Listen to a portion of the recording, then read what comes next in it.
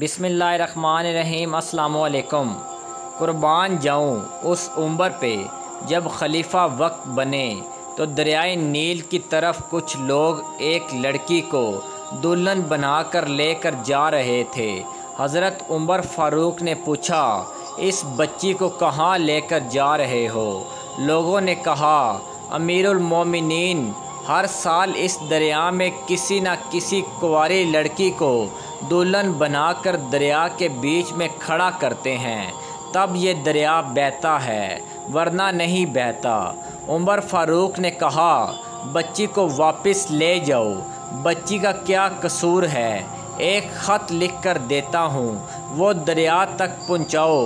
उमर फ़ारूक ने लिखा, ए दरियाए नील, मैं उमर मोहम्मद मुस्तफ़ा सल्लल्लाहु अलैहि वसल्लम का ग़ुलाम तुझे हुक्म देता हूँ। अगर तू अल्लाह की मर्ज़ी से बहता है तो ठीक है, अगर तू अपनी मर्ज़ी से बहता है तो तुम्हारे पानी की हमें कोई ज़रूरत नहीं, अल्लाह ख़ुद ही हमें पानी पिलाएगा। हज़रत उमर फ़ारूक का ख़त जैसे दरिया को मिला, दरिया बिना किसी देर के बहना शुरू किया। इतना ज़ोर से बहने लगा कि पानी किनारों तक आ पहुंचा। यहीं उमर फ़ारूक एक दफ़ा मस्जिद नबवी में मिंबर नबी सल्लल्लाहु अलैहि वसल्लम पे जुम्मे का खुतबा इरशाद फरमा रहे थे कि अचानक ज़मीन में ज़लज़ला आ गया, ज़मीन हिलने लगी। उमर फ़ारूक ने लोगों को ये नहीं कहा कि मस्जिद से बाहर निकलो, मस्जिद कहीं गिर ना जाए। नहीं, उमर फ़ारूक ने खुतबे वाला आसा उठाया, इस आसा को ज़मीन पर मार कर कहा, खबरदार ए ज़मीन, अगर उमर ने तुझ पर इंसाफ कायम नहीं किया तो तुझे हलने का हक़ है, और अगर उमर ने तुझ पर इंसाफ कायम किया है तो तुझको हलने का कोई हक़ नहीं। खुदा की कसम, उमर फ़ारूक की लाठी ज़मीन को लगी, ज़लज़ला बंद हो गया। आज तक मदीना में ज़लज़ला नहीं आया। एक दफ़ा रोम से सफ़ीर आ गया, मदीना में पहुंचकर पता किया कि मुसलमानों का बादशाह उमर कहाँ है। लोगों ने कहा, वो तो बैतुल माल के ऊँट चराने जंगल में गए हैं। रोम का सफ़ीर हैरान हुआ कि वक्त का वज़ीर आज़म ऐसा भी होता है क्या? उमर फ़ारूक से कुछ मुल्की मामलात पर बात करनी थी।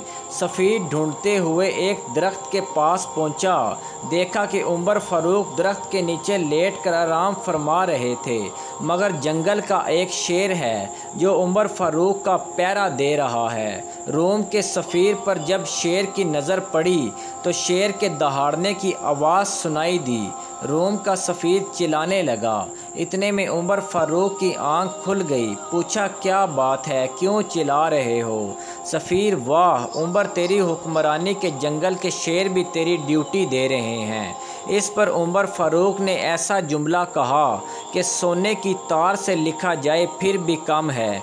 फरमाया, जो भी हमारे नबी मोहम्मद मुस्तफ़ा सल्लल्लाहु अलैहि वसल्लम की ग़ुलामी इख्तियार करता है, इसकी कदर जंगल के जानवर भी पहचानते हैं। रोम के सफ़ीर ने बातचीत की और वहाँ से चला गया।